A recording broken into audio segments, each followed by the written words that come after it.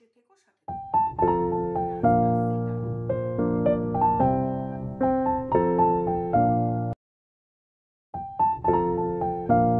নমস্কার বন্ধুরা, গৌরীর খুঁটিনাটি পরিপাটি চ্যানেলে সবাইকে স্বাগত। আমি আজকে রান্না করছি চিংড়ি ভাপা। চিংড়ি ভাপাটা আমি কিভাবে রান্না করছি তার প্রণালীটা আমি তোমাদেরকে বলছি।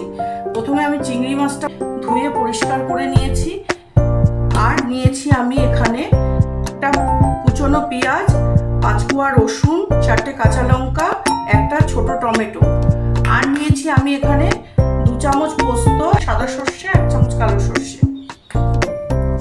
এইবার আমি কি করছি, আর কড়াইটা বসিয়ে দিয়েছি। কড়াইতে আমি অল্প করে তেল দিয়েছি।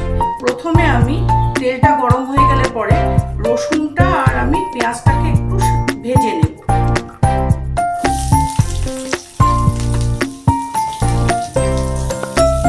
রসুনটা পেঁয়াজটা একটু ভেজে নেব। পেঁয়াজটা ভাজা হতে হতে ছোট সাইজের আলু আমি কুচিয়ে নিয়েছি এইভাবে। এটা বন্ধুরা, আমার পেঁয়াজটা ভাজা হয়ে গেছে। এবার আমি গ্যাসটা অফ করে দিয়ে পেঁয়াজটাকে ঠান্ডা হতে দিলাম। এবার আমি মাছেতে একটু নুন হলুদ মাখিয়ে নিচ্ছি।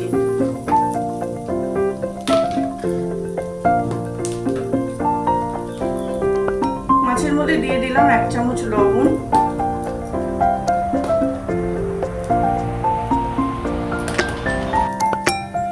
আর 1 চামচ হলুদ। এটা আমি একটু মাখিয়ে একটু রেস্টে রেখে দিচ্ছি। এবার পেঁয়াজটা রসুনটা ঠান্ডা হতে হতে আমি ততক্ষণে ওই পোস্ত আর সর্ষেটা পেস্ট করে নিচ্ছি। এই যে পোস্ত আর সর্ষে, 2 রকম সর্ষের পোস্ত একসাথে আমি মিক্সি কন্টেনারে দিয়ে দিলাম। দিয়ে আমি এটাকে একটু পেস্ট করে নিচ্ছি। কি করছি দেখো, এই যে একটা টমেটো কুচিয়ে নিয়েছি, এই টমেটোটাকে আমি মিক্সি কন্টেনারের মধ্যে দিয়ে দিলাম। এটা পেস্ট করে নেব। তার সাথে আমি এই 4টে কাঁচা লঙ্কাও দিয়ে দিলাম। দিয়ে আমি একটু পেস্ট করে নিই। আমি টমেটোটা আর লঙ্কাটাকে পেস্ট করে নিয়েছি। এর মধ্যেই অর্ধেকটা পেস্ট করেছি, পুরোটা করিনি। এর মধ্যে আমি এই পেঁয়াজটা আর রসুনটা যেটা ভেজে রেখেছিলাম, এটা আমি ঠান্ডা হয়ে গেছে কন্টেনারে দিয়ে দিলাম। এবার এটাকে একসঙ্গে পেস্ট করে নিচ্ছি। এবার আমি একটা পাত্র নিয়ে নিলাম। এর মধ্যে আমি দিয়ে দিচ্ছি মাখানো চিংড়ি মাছগুলো দিয়ে দিলাম, আর দিচ্ছি এই কুচনো আলুটা। এবার দিয়ে দিচ্ছি আমি এর মধ্যে এই যে মশলাটা, যেটা টমেটো আর আদা, এই পেঁয়াজ আর রসুনটাকে পেস্ট করেছি, ওটাও দিয়ে দিলাম।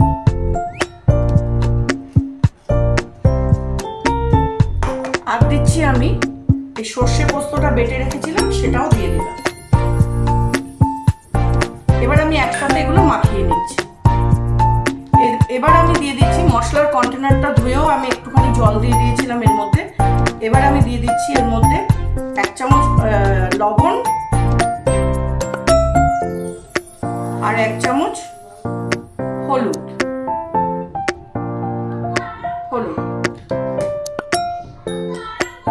এবার দিয়ে দিচ্ছি 2টো ছোট সাইজের তেজপাতা। দিয়ে এবার আমি এটাকে ভালো করে মাছটাকে সব মশলার সাথে মাখিয়ে নিচ্ছি। আলু আর মাছটাকে মশলার সাথে ভালো করে মাখিয়ে নিলাম। নিয়ে এবার আমি ওপর থেকে দিয়ে দিচ্ছি কাঁচা সর্ষের তেল। 3 টেবিল চামচ মতো আমি সর্ষের তেল দিয়ে দিলাম এর মধ্যে। দিয়ে আর একটু ভালো করে মাখিয়ে নিচ্ছি।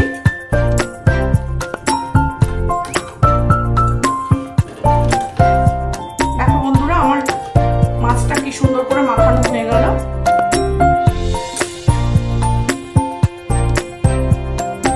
হাফ চামচ মতো একটু কাশ্মীরি মরিচ দিলাম, একটু কালারটাকে ভালো আনার জন্য। দিয়ে এইবার এই 3টে কাঁচা লঙ্কা, 2টো লাল লঙ্কা, একটা সবুজ লঙ্কা চিড়ে রেখেছি, এই লঙ্কা 3টে এর মধ্যে দিয়ে আর একটু মাখিয়ে নিয়ে বসিয়ে দেবো। আবার আমি গ্যাসে কড়াই বসিয়ে দিলাম। দিয়ে আমি ওই কড়াইতেই অল্প করে একটু জল দিয়ে দিলাম। জলটাকে একটু ভালো করে গরম হতে দিচ্ছি। জলটা একটু গরম হয়ে যায়। আর আমার মাছটা দেখো মাখাটা দেখতে কত সুন্দর হয়েছে। এবার এইটা পুরো ভাপে আমি 30 মিনিটের জন্য বসিয়ে দেব।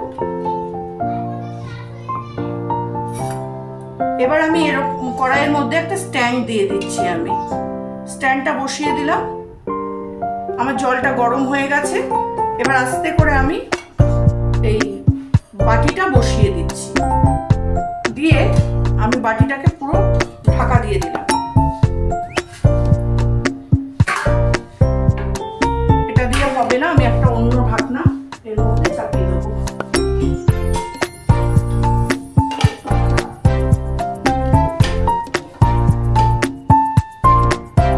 ঢাকা দিয়ে 30 মিনিটের জন্য আমি বসিয়ে দিলাম। 30 মিনিট সময় ধরে এবার মিডিয়ামে আগুনটাকে রেখে আমি মাছটা ভাপা হতে দিচ্ছি। 30 মিনিট পর আমি আবার ফেরত আসছি। দেখো আমার 30 মিনিট হয়ে গেছে। এবার আমি গ্যাসটাকে অফ করে দিচ্ছি, দিয়ে এবার ঢাকনাটা আমি তুলে নিলাম। তুলে নিয়ে এবারে আমি কৌটোর ঢাকনাটা খুলে দেখে নিচ্ছি। হ্যাঁ দেখো একদম চিংড়ি ভাপা রেডি হয়ে গেছে। তাহলে বন্ধুরা আমি আজকের মতো এখানেই রেসিপি শেষ করছি। তাহলে আমার রেসিপিটা যদি ভালো লেগে থাকে লাইক কমেন্ট শেয়ার করো। নতুন বন্ধুরা ইউটিউব থেকে যারা দেখছো তারা আমার চ্যানেলটা সাবস্ক্রাইব